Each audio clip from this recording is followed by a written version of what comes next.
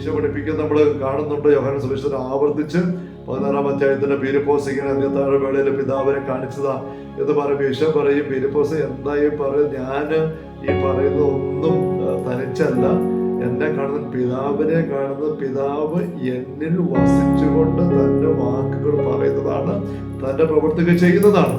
അതിനർത്ഥം ഈ സ്വർഗസ്ഥനായ ഞങ്ങളുടെ പിതാവെ പഠിപ്പിച്ചുകൊണ്ട് ഇപ്രകാരം നിങ്ങൾ പ്രാർത്ഥിക്കുവിൻ എന്ന് ഈശോ നമ്മളോട് ആവശ്യപ്പെടുന്നത് നമ്മൾ സുവിശേഷത്തിൽ വായിക്കുമ്പോൾ അത് സ്വർഗത്തിലെ തമ്പുരാനെ നമ്മൾ ആവശ്യപ്പെടുന്നത്.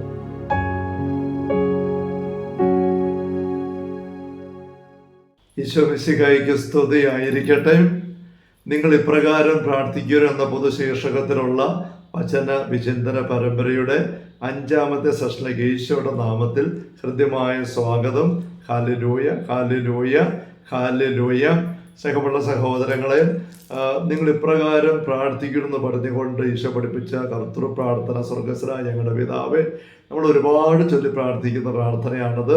പക്ഷെ ഈ പ്രാർത്ഥന നമ്മൾ ചൊല്ലുമ്പോൾ ഈശോ ഉദ്ദേശിക്കുന്ന ഒരു ഫലം ഈ പ്രാർത്ഥന ഇവിടെ നമ്മുടെ ലൈഫിൽ ഉണ്ടാകുന്നുണ്ടോ, ഇത് നമ്മളൊന്ന് തിരിച്ചറിയേണ്ടതായിട്ടുണ്ട്. നമ്മൾ സൂചിപ്പിച്ചു കഴിഞ്ഞു, വെറുതെ നമ്മുടെ പ്രാർത്ഥനയുടെ എണ്ണത്തിനകത്ത് പെടുത്തേണ്ട ഒരൈറ്റമായിട്ട് ഈശോ നൽകിയൊരു പ്രാർത്ഥനയല്ല, മറിച്ച് നിങ്ങൾ ഇപ്രകാരം പ്രാർത്ഥിക്കുവിൻ. നമ്മുടെ സകല പ്രാർത്ഥനയും എങ്ങനെയാണ് ആയിരിക്കേണ്ടത് എന്നുള്ളത് ചുരുങ്ങിയ വാക്കുകൾ ഈശോ തന്നെ കൃത്യമായിട്ട് കാണിച്ചു തന്നിരിക്കുന്ന ഒരു പ്രാർത്ഥന. അവിടെ ഈ പ്രാർത്ഥന ഓരോ വാക്കും നമ്മുടെ പ്രാർത്ഥന ജീവിതം മുഴുവൻ്റെയും ആത്മീയജീവിതം മുഴുവൻ്റെയും ഒരു മാനദണ്ഡമായിട്ട് മാറേണ്ടതാണ്. ഈ പ്രാർത്ഥന ഓരോ പ്രാവശ്യം ചൊല്ലുമ്പോഴും നമ്മിൽ സംഭവിക്കേണ്ട കാര്യം എന്താണെന്ന് ഈശോ കൃത്യമായിട്ട് കണ്ടിട്ടുണ്ട്. ഈശോ കണ്ടിട്ടെന്ന് പറയുമ്പോൾ അതിനർത്ഥം നമുക്കറിയാം, സ്വർഗത്തിലെ തമ്പുരാനാണ് കണ്ടിരിക്കുന്നത്. ഈശോ പഠിപ്പിക്കുന്ന നമ്മൾ കാണുന്നുണ്ട്. യോഹന്നാൻ സുവിശേഷത്തിൽ ആവർത്തിച്ച് 16-ാം അധ്യായത്തിന്റെ പീലിപ്പോസ് ഇങ്ങനെ അന്ത്യത്താഴ വേളയിൽ പിതാവിനെ കാണിച്ചതാ എന്ന് പറയുമ്പോൾ ഈശോ പറയും, പീലിപ്പോസ് എന്തായി പറയും, ഞാൻ ഈ പറയുന്നതൊന്നും തനിച്ചല്ല, എന്നെ കാണുന്ന പിതാവിനെ കാണുന്നത് പിതാവ് എന്നിൽ വസിച്ചുകൊണ്ട് തൻ്റെ വാക്കുകൾ പറയുന്നതാണ്, തൻ്റെ പ്രവൃത്തികൾ ചെയ്യുന്നതാണ്. അപ്പോൾ അതിനർത്ഥം നമുക്ക് വീണ്ടും അറിയാം, യോഹന്നാൻ 12:49-50 വാക്യങ്ങളിലും എൻ്റെ ഈ പ്രബോധനം ഒന്നും എൻ്റെ സ്വന്തമല്ല, പിതാവ് ആവശ്യപ്പെട്ടത് പിതാവ് കൽപ്പിച്ച പോലെ മാത്രമേ ഞാൻ ഈ പഠിപ്പിക്കുന്നത് എന്ന് പറഞ്ഞൊക്കെ പറയാം. അതിനർത്ഥം ഈ സ്വർഗസ്ഥനായ ഞങ്ങളുടെ പിതാവെ പഠിപ്പിച്ചുകൊണ്ട് ഇപ്രകാരം നിങ്ങൾ പ്രാർത്ഥിക്കുവിൻ എന്ന് ഈശോ നമ്മളോട് ആവശ്യപ്പെടുന്നത് നമ്മൾ സുവിശേഷത്തിൽ വായിക്കുമ്പം അത് സ്വർഗത്തിലെ തമ്പുരാനെ നമ്മൾ ആവശ്യപ്പെടുന്നത്. ഇപ്രകാരം വേണം പ്രാർത്ഥിക്കാൻ. നമ്മുടെ പ്രാർത്ഥന മുഴുവൻ എങ്ങനെയായിരിക്കണം. അതുകൊണ്ട് ആ രീതി നമ്മൾ ഈ പ്രാർത്ഥന കാണണം. നമ്മൾ സ്വർഗസ്ഥനായ പിതാവിനെ കുറിച്ചുള്ള ചെറിയൊരു കമന്ററി എടുക്കാനായിട്ടല്ല ഇവിടെ ചിന്തിക്കുന്നത്, മറിച്ച് സ്വർഗത്തിലെ തമ്പുരാൻ എന്താണ് തൻ്റെ ഉള്ളിൽ നമ്മൾ മക്കൾക്ക് വേണ്ടി ഈ പ്രാർത്ഥനയിലൂടെ കരുതി വെച്ചിരിക്കുന്നത്, അത് നമ്മൾ തിരിച്ചറിഞ്ഞ് സ്വന്തമാക്കുക തന്നെ ചെയ്യണം. അവിടെ നമ്മൾ ചില കാര്യം ആഴപ്പെട്ട് കണ്ടുവരുന്നതും ഇവിടെ നമ്മൾ പറയുകയുണ്ടായി, സ്വർഗസ്ഥനായ പിതാവ് സുവിശേഷം ഒരു സംഗ്രഹമാണ് കണ്ടു. സുവിശേഷത്തിന്റെ അർത്ഥം തന്നെ യുദ്ധവിജയമാണ്. സുവിശേഷങ്ങൾ 4 കാണുന്ന സംഭവങ്ങൾ മാത്രമല്ല, ബൈബിൾ മുഴുവന്റെ പ്രമേയം അതിൽ നമ്മൾ കാണുകയുണ്ടായി. സാത്താൻ എന്ന ശത്രുവിനെയുള്ള പോരാട്ട വിജയം, ഈശോ എന്ന പൂർണ്ണ മനുഷ്യൻ, ദൈവം മനുഷ്യനെ വന്നപ്പോൾ മനുഷ്യൻ ജീവിച്ചു, ആ മനുഷ്യൻ പിന്നത്തതിൽ ഇതാ മനുഷ്യൻ എച്ചെ ഹോമോ, ഇതാണ് മനുഷ്യൻ ജീവിക്കേണ്ടത്, ഇങ്ങനെ ഒരു മനുഷ്യനായി തീരേണ്ടത് അർത്ഥം എച്ചെ ഹോമോ, ഇതാ മനുഷ്യൻ കണ്ടുപിടിക്കുക. ആ മനുഷ്യനായ ഈശോ എങ്ങനെയാണ് നമുക്ക് നേടിത്തന്നത്, എങ്ങനെ നമുക്ക് പ്രാർത്ഥനയിലൂടെ നേടാൻ പറ്റുമെന്ന് പഠിപ്പിച്ചിരിക്കുന്നു. ഇതോട് മനസ്സിലാക്കണം. അവിടെ നമ്മൾ ചില കാര്യങ്ങൾ അടിത്തറയിട്ട് കേട്ട് കണ്ടു വരണം. നമ്മൾ കാണുകയുണ്ടായ പോരാട്ടത്തിന്റെ പ്രാർത്ഥനയാണ് സ്വർഗസ്ഥനായ ഞങ്ങളുടെ പിതാവ്. പ്രാർത്ഥന തന്നെ പോരാട്ടമാണ്. അപ്പോൾ നരകരാജ്യത്തിനെതിരെയുള്ള ദൈവരാജ്യ മക്കൾ നടത്തുന്ന പോരാട്ടത്തിന്റെ പ്രമേയമാണ് സ്വർഗസ്ഥനായ ഞങ്ങളുടെ പിതാവ് എന്ന പ്രാർത്ഥനയുള്ളത് നമ്മൾ കാണണം.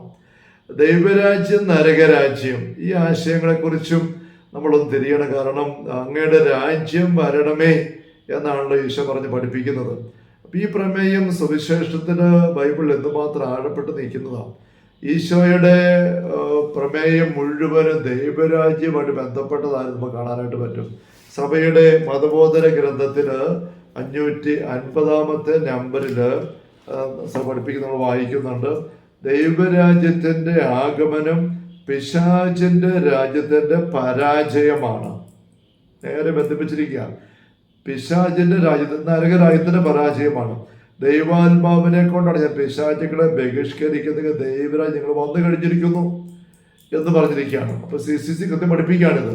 ഇത് ഞാനിങ്ങനെ എടുത്തെടുത്ത് പറയാൻ കാരണം ഈ ദൈവരാജ്യം, നരകരാജ്യം, സാത്താന്റെ മേലുള്ള വിജയം, ഇതൊക്കെ നമ്മുടെ സാധാരണ അനുദിന ജീവിതത്തിലെ ഒരു വിഷയമേ അല്ല. അത് വേണ്ടാത്ത വിഷയങ്ങളാ ചിന്തിക്കുന്ന അനേകരുണ്ട്, വാദിക്കുന്നവരുമുണ്ട്. അങ്ങനെയുള്ള അനേകരുടെ വാദഗതികൾ നിരന്തരം ഞാൻ കേട്ടുകൊണ്ടിരിക്കുകയാണ്. പക്ഷെ യഥാർത്ഥത്തിൽ ഈശോ പഠിപ്പിച്ചിരിക്കുന്ന വചനത്തെ വെളിപ്പെടുത്തി കിട്ടിയിരിക്കുന്നത്, സഭ പഠിപ്പിച്ചിരിക്കുന്നത് അങ്ങനെയല്ല. നമ്മളെ കൊണ്ട് ഈശോ നിരന്തരം എല്ലാ ദിവസവും അനേക പ്രാവശ്യം പ്രാർത്ഥിപ്പിക്കുന്ന കർത്തൃ പ്രാർത്ഥനയിലൂടെ സാത്താനെതിരെയുള്ള പോരാട്ടത്തിന്റെ വിജയമാണ് നമ്മൾ സ്വന്തമാക്കാനായിട്ട് സ്വർഗം ആഗ്രഹിക്കുന്നത് നമ്മൾ മനസ്സിലാക്കണം. എന്നിട്ട് വേണം ഈ പ്രാർത്ഥന നമ്മൾ ചൊല്ലാൻ. അതുകൊണ്ട് ചില കാര്യങ്ങൾ അടുത്തറിയിട്ട് കാണേണ്ടത്. അപ്പോൾ ദൈവരാജ്യത്തിന്റെ വിജയമെന്ന് പറയുന്ന നരകരാജ്യത്തിന്റെ പരാജയത്തോട് മാത്രമാണ്. മത്തായിയുടെ സുവിശേഷത്തില് 12-ാമത്തെ അധ്യായത്തില് 22 മുതലുള്ള തിരുവചനങ്ങളില് ഒരു പിശാച് ബാധിതനെ ഈശ്വര മക്കൾ കൊണ്ടുവന്ന രംഗമുണ്ടല്ലോ. അന്ധനും ഓമനുമായ ഒരു പിശാച് ബാധിതന് സഭയ്ക്ക് കൊടുക്കുന്നു. പിശാച് ബഹിഷ്കരിക്കുകയാണ്. അത് കാണുന്ന ഫരിസേയരുടെ നിയമം ചിലർക്ക് ഇഷ്ടപ്പെടുന്നില്ല. അവർ ഈശോയെ കുറ്റപ്പെടുത്തിക്കൊണ്ട് പറയും, നമുക്കറിയാം ഇവൻ പിശാചികളുടെ തലവനെ ബേൽസെബൂലിനെ കൊണ്ടാണ് പിശാചുകൾ ബഹിഷ്കരിക്കുന്നത്. അങ്ങനെ ആക്ഷേപം ഉന്നയിക്കുകയാണ്. ആ ആക്ഷേപം കേൾക്കുമ്പോൾ ഈശോ മറുപടി കൊടുക്കുകയാണ്. ഇവിടെ മറുപടി കൊടുക്കുമ്പോൾ അവരാരും ചിന്തിക്കാത്ത, നമ്മൾ ചിന്തിക്കാൻ ഇഷ്ടപ്പെടുന്നില്ലാത്ത, നമ്മൾ വെച്ചാൽ കുറേ ഉണ്ടെന്ന് അവകാശപ്പെടുന്നവർ, ദൈവശാസ്ത്രം പഠിച്ച് അവകാശപ്പെടുന്നവരുമായ വ്യക്തികൾ പോലും ചിന്തിക്കാൻ ഇഷ്ടപ്പെടുന്നില്ലാത്ത ഒരു വിഷയം. ഏതാണ് ആ വിഷയം? ദൈവരാജ്യം, നരകരാജ്യം, രാജ്യം. ഇതിവിടെ ഈശോ പറയുകയാണ്. ഈ ഒരു വചന സംഭവം നമ്മൾ വായിച്ചു വരുമ്പോൾ ഈ കോണ്ടക്സ്റ്റില് യഥാർത്ഥ രാജ്യത്തിന്റെ ഒരു പരാമർശനവും ഇല്ല. ആരും രാജ്യത്തെക്കുറിച്ച് ചിന്തിക്കുന്നില്ല. പക്ഷെ എന്നിട്ട് ഈ ബേൽസെബൂലിനെ കൊണ്ടാണ് പിശാച് ബഹിഷ്കരിക്കുന്നത് കേൾക്കുമ്പോൾ ഈശോ നേരെ പറയുന്ന ഒരു കാര്യം ഇതാണ്. 25-ാം വാക്യം. അവിടെ വിചാരങ്ങൾ മനസ്സിലാക്കി ഈശോ അവിടെ പറഞ്ഞു, അന്തഃഛിദ്രമുള്ള ഏതു രാജ്യവും നശിച്ചു പോകും. രാജ്യം ഏതെങ്കിലും രാജ്യം ആയിക്കോട്ടെ, അന്തഃഛിദ്രം അവിടെ നശിച്ചു പോകും. രാജ്യത്തിന്റെ കാര്യം ആരാ ഇവിടെ പറഞ്ഞത്? ആരും പറഞ്ഞില്ല. പക്ഷെ ഈശോ പറയുകയാണ്, സ്വർഗ്ഗത്തെ തമ്പുരാൻ പറയുകയാണ്. അത് നമ്മൾ മനസ്സിലാക്കേണ്ട കാര്യമാണ്. എന്നിട്ട് വീണ്ടും അടുത്ത വാക്യത്തിൽ പറയുകയാണ്, 26-ാം വാക്യം. സാത്താനെ ബഹിഷ്കരിക്കുന്നെങ്കിൽ അവന്റെ രാജ്യം എങ്ങനെ നിലനിൽക്കും? അവൻ തനിക്കെതിരെ ഭിന്നിക്കുകയാണ്. ആസ്വദിക്കുക, അവന്റെ രാജ്യം നിലനിൽക്കും. അപ്പൊ അവന്റെ രാജ്യം ഏത്? സാത്താന്റെ രാജ്യം, ഏത്? നരകരാജ്യം. ഇനി അടുത്ത 28-ാം വാക്യത്തിന്, ഇത് ദൈവാത്മാവിനെ കൊണ്ടാണ് ഞാൻ പിശാചുക്കളെ ബഹിഷ്കരിക്കുന്നെങ്കിൽ ദൈവരാജ്യം നിങ്ങളിൽ വന്നു കഴിഞ്ഞിരിക്കുന്നു. അതല്ല, അങ്ങനെ ദൈവാത്മാവിനെ കൊണ്ടുള്ള ഈ ശുശ്രൂഷ ഈശോ നമ്മൾ സ്വീകരിക്കുന്നില്ല എങ്കിൽ നമ്മിൽ നിലനിൽക്കുന്ന നരകരാജ്യമാണ്. നരകരാജ്യമാണ്. ഇവിടെ കണ്ടോ, ആരും ചിന്തിക്കാത്ത ഒരു വിഷയം ഇവിടെ ഈശോ കൃത്യമായിട്ട് കയറി പറയുക. ഈശോയുടെ സ്വർഗ്ഗത്തെ തമ്പുരാൻ തന്റെ ശുശ്രൂഷയിൽ പ്രധാനപ്പെട്ട ഒരു ദൗത്യ നിർവഹണത്തിന്റെ ബഹിഷ്കരണ സംഭവം കാണിച്ചുകൊണ്ട് രാജ്യം, ഏത് രാജ്യമായിക്കോട്ടെ, ആദ്യം പറയുന്നു സാത്താൻ രാജ്യം, രണ്ടാമത് പറയുന്നു മൂന്നാം ദൈവരാജ്യം. പരിശുദ്ധാത്മാവിനെ കൊണ്ട് ഞാൻ പിശാചുക്കളെ ബഹിഷ്കരിക്കുന്ന ദൈവരാജ്യം അതിൻ്റെ അടയാളമാണ്. വീണ്ടും തുടരുകയാണ് 30-ാം വാക്യം. എന്നോട് കൂടെ അല്ലാത്തവൻ എൻ്റെ എതിരാളിയാണ്, എന്നോട് കൂടെ ശേഖരിക്കുന്നത് ചിതറിക്കുകയാണ്. എന്നോട് കൂടെ ഈ ദൈവന ശുശ്രൂഷയിൽ ചേരുന്നില്ല എങ്കിൽ നിങ്ങൾ എൻ്റെ എതിരാളിയാണ്, ശത്രുവാണ്. ശത്രുവാണ് സാത്താൻ. ഈശ്വരോടെ കൂടുന്നില്ലാത്ത വ്യക്തിയെ ഈശോ പിശാചെ സാത്താൻ എന്നാണ് വിളിക്കുന്നത്.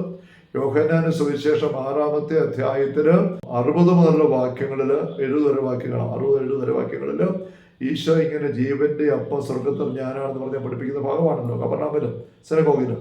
അപ്പൊ അത് കേട്ട് കുറെ പേര് പെറുപെറുത്തു, ഇതാർക്ക് വിശ്വസിക്കാൻ പറ്റും, ഗ്രഹിക്കാൻ പറ്റും എന്ന് പറഞ്ഞ് പെറുപെറുക്കുമ്പോൾ ശിഷ്യന്മാര് പെറുപെറുക്കുന്ന മനസ്സിലാക്കുന്ന ഈശോ ചോദിക്കുന്നത് കിടച്ച വരുത്തുന്നുണ്ടോ? ഞാൻ പറയുന്ന വാക്കുകൾ ആത്മാവും ജീവനുമാണ്, എന്നാൽ വിശ്വസിക്കാത്തവരാൽ നിങ്ങൾ ചിലരുണ്ട് എന്ന് ഈശോ പറയുന്നു. അവിടെ യോഹന്നാൻ സുവിശേഷകൻ കൂട്ടിച്ചേർക്കുന്നുണ്ട്. അത് ആരെ പറ്റിയാ പറഞ്ഞത് തന്നെ ഒറ്റിക്കൊടുക്കാതിരുന്ന ആരാണെന്ന് ഈശോ അറിഞ്ഞിരുന്നു. യൂദാസിനെ കുറിച്ചാണ് പറയുന്നത്. വിശ്വസിക്കാത്തവർ ചിലരുണ്ട് എന്നവർ പറഞ്ഞത്. അത് ഈശോ പറയുന്ന യൂദാസ് പറയുന്നതിനെ കുറിച്ചാണ്. വീണ്ടും താഴേക്ക് ഒരു വിഷയം പറയുകയാണ് 69-70 വാക്യം. നിങ്ങൾ 12 പേരെ ഞാൻ തിരഞ്ഞെടുത്ത് നിങ്ങൾ ഒരാൾ പിശാചാണ്. അപ്പോൾ വിശ്വസിക്കാത്തവനായി പിറുപിറുത്തുകൊണ്ട് കൂടെ നടക്കുന്ന അപ്പോസ്തലനെ യൂദാസ് കറിയാത്ത ഈശോ പിശാച് എന്ന് വിശേഷിപ്പിക്കുകയാണ്. പിശാച് എന്ന് വിശേഷിപ്പിക്കുകയാണ്. അപ്പൊ ഈശോയുടെ കൂടെ അല്ല യൂദാസ് ചിന്തിക്കുന്നത്, ഈശോയുടെ ചിന്ത എടുക്കുന്നില്ല. അപ്പം യൂദാസ് ഈശോ പിശാചാണെന്ന് പറയുന്നു, സ്വർഗ്ഗം തമ്പുരാനെ പറയുന്നത്. നമ്മൾ ഓർമ്മിക്കണം, നമ്മൾ ആരെയും എളുപ്പത്തിലൊന്നും നീ പിശാചാണെന്ന് പറഞ്ഞിട്ടില്ല. ഈശോ പറഞ്ഞു 12 പേരെ നോക്കിയിട്ട് ഒരാൾ തലയിൽ കൊമ്പ് മുളയ്ക്കുന്ന ഈശോ കണ്ടോ? ഒരാൾ പറയും വാല് മുളയ്ക്കുന്ന കണ്ടോ യൂദാസിന്റെ? എന്നിട്ടാണോ ഈശോ പറയുന്നത്? അല്ലല്ല, യൂദാസ് അവിടെ മനുഷ്യനായിട്ട് തന്നെ നിൽക്കുക, വലിയ ബുദ്ധിമാനായിട്ട് മിടുക്കനായിട്ട് പെറുപുറത്തുകൊണ്ട്. പക്ഷേ ആ യൂദാസ് ഈശോയുടെ കൂടെ അല്ല ചിന്തിക്കുന്നത്, നീങ്ങുന്നത്. അത്രയും വന്നപ്പോൾ ഈശോ പറയാണ്, നീ പിശാചാണ്, ശത്രുവാണ്, എതിരാളിയാണ്. എന്നോട് കൂടെ അല്ലാത്തവൻ എൻ്റെ എതിരാളിയാണ്. എന്നോട് ശേഖരിക്കുന്നില്ലാത്തവൻ ചിതറിക്കുകയാണ്. ഈശോയുടെ കൂടെ യൂദാസ് കൂടിയില്ല. അതുകൊണ്ട് ആദ്യം ഈശോ പക്കം ചിതറിക്കപ്പെടുന്ന അവസ്ഥയിലേക്ക് യൂദാസ് പോയി. അന്ത്യത്താഴത്തിൽ ആ കൂട്ടായ്മയിൽ നിന്ന് ഇറങ്ങിപ്പോയി, സാത്താൻ ആവസിച്ചിട്ട്. കണ്ടോ, ചിതറിക്കപ്പെട്ടവരിൽ 12 പേരിൽ ഒരാൾ, ആദ്യത്തെ ആള് യൂദാസ് കറിയൊക്കെയാണ്. എന്നോട് ശേഖരിക്കാൻ തന്നെ തന്നെ ചേർത്ത് വെക്കണം. ആദ്യം സ്വയം ശേഖരിക്കണം. തമ്പുരാൻ ദൈവരാജ്യത്തിലേക്ക് അത് തയ്യാറാകുന്നില്ലെങ്കിൽ ചെതറിക്കുകയാണ്. ആദ്യം സ്വയം ചെതറും, താൻ തന്നെ വിട്ടുപോകും. അവിടെ പറയുന്നുണ്ട്, വളരെ പേർ അവനെ വിട്ടുപോയി, പിന്നെ ഒരിക്കലും അവർ അവൻ്റെ കൂടെ നടന്നില്ല. യോഹന്നാൻ 6 നമ്മൾ വായിക്കുകയാണ്. പ്രവൃത്തം ഇറങ്ങിപ്പോയി, ഇത് സ്വന്തം പോയില്ല, പിന്നെ പോയി. അപ്പൊ അങ്ങനെ ഇറങ്ങിപ്പോകുന്ന വ്യക്തി പിന്നെ ഒരിക്കലും ഈശ്വരോട് വരുന്നില്ല. അതിൻ്റെ ഏറ്റവും കെട്ട ദയനീയ ഉദാഹരണം യുദാസായിട്ട് മാറുകയാണ്. അപ്പൊ നമ്മൾ ഇവിടെ കാണുകയാണ്, ഈശോ തന്റെ ശുശ്രൂഷ അവതരിപ്പിക്കുന്നത് സാത്താനെ ബഹിഷ്കരണ ശുശ്രൂഷയിലൂടെ ബഹിഷ്കരിച്ച് പുറന്തള്ളിക്കൊണ്ട്, പരിശുദ്ധാത്മ ശക്തി കൊണ്ട് പരാജയപ്പെടുത്തിക്കൊണ്ട്, എക്സോർസൈസ് ചെയ്തുകൊണ്ട് ദൈവരാജ്യം സ്ഥാപിക്കുന്നു. ഈശോ തന്റെ ദൗത്യം മുഴുവൻ്റെ മർമ്മമായിട്ട് കാണിച്ചു തരുന്നത് പിശാചിനെ പരാജയപ്പെടുത്ത ദൈവരാജ്യ സ്ഥാപനമാണ്. അതാണ് ഈശോയുടെ സുവിശേഷം. സാത്താന്റെ മേലുള്ള ഈശോയുടെ ദൈവത്തിന്റെ വിജയത്തിന്റെ സദ്വാർത്ത സുവിശേഷം. ആ സുവിശേഷത്തിന്റെ സംഗ്രഹമാണ് കർത്തൃ പ്രാർത്ഥന. ഇത് അറിഞ്ഞുകൊണ്ട് വേണം നമ്മൾ ഈ പ്രാർത്ഥന ചൊല്ലാൻ. നമുക്ക് അതിലേക്ക് തന്നെ ഉള്ളു ചേർത്ത് ഇറങ്ങി വരണം. Hallelujah, hallelujah. കർത്താവ് യേശു മിശിഹായുടെ സമൃദ്ധമായ കൃപയും അനുഗ്രഹങ്ങളും പിതാവായ ദൈവത്തിന്റെ അവർണ്ണനീയമായ സ്നേഹവും പരിശുദ്ധാത്മാവായ ദൈവത്തിന്റെ നിരന്തരമായ സാന്നിധ്യവാസവും നാം എല്ലാവരുടെയും കൂടെ ഉണ്ടായിരിക്കട്ടെ, ഇപ്പോഴും എപ്പോഴും എന്നേക്കും. ആമേൻ. യേശു മിശിഹായ്ക്ക് സ്തുതിയായിരിക്കട്ടെ.